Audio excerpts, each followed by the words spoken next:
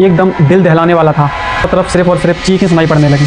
कुछ लोगों को तो लाइफ जैकेट तक नहीं दी गई थी। नमस्कार दोस्तों, जबलपुर मध्य प्रदेश का वो खूबसूरत शहर जहां लोग बरगी डैम की शांत लहरों के बीच सुकून ढूंढने जाते हैं। लेकिन 30 अप्रैल 2026 को यही सुकून चीखों में बदल गया। शाम का समय था। पर्यटक मैकल सुता क्रूज में बैठकर बरगी डैम की सैर कर रहे थे। बच्चे हंस रहे थे, लोग बाग जो वहाँ पर थे वो वीडियो बना रहे थे। किसी को अंदाज़ा भी नहीं था कि अगले कुछ मिनटों में सब कुछ बदलने वाला है।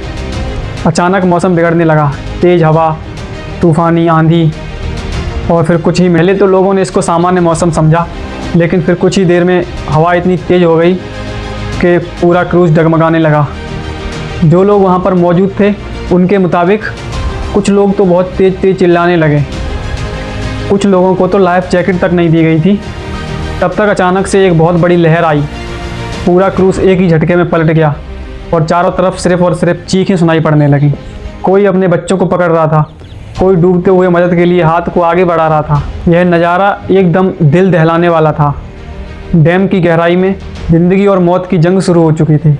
कई लोग बाहर आने की कोशिश कर रहे थे, लेकिन तेज़ हवा और अंधेरे के कारण ऐसा करना बहुत ही मुश्किल हो रहा था। रेस्क्यू टीमों को सूचना दी गई।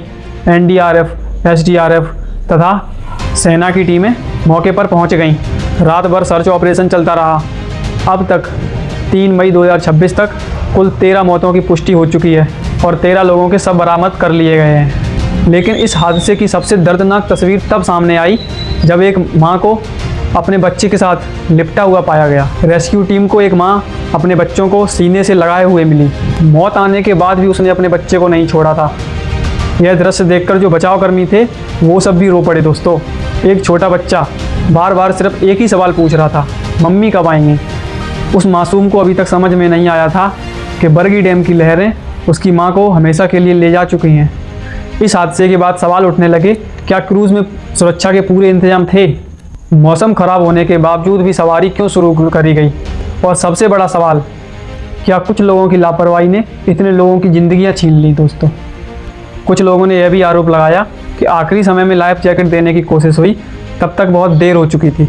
बचे हुए कुछ यात्रियों ने यह भी आरोप लगाया कि सुरक्षा के पूरे इंतजाम नहीं थे। मध्य प्रदेश की सरकार ने मामले की जांच के आदेश दिए हैं और साथ में कुछ अधिकारियों पर कार्रवाई भी हुई है। लेकिन सवाल आज भी वही है, क्या ये हादसा सिर्फ एक प्राकृतिक आपदा थी या कुछ लोगों की छोटी सी लापरवाही?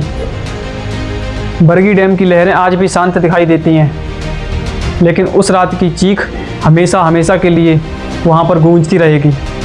क्योंकि कुछ हादसे सिर्फ खबर नहीं होते, पूरे परिवार की ज़िंदगियाँ बदल देते हैं। बरगी डैम का वो काला तूफान एक ऐसा हादसा जिसे जबलपुर कभी भी भूल नहीं पाएगा।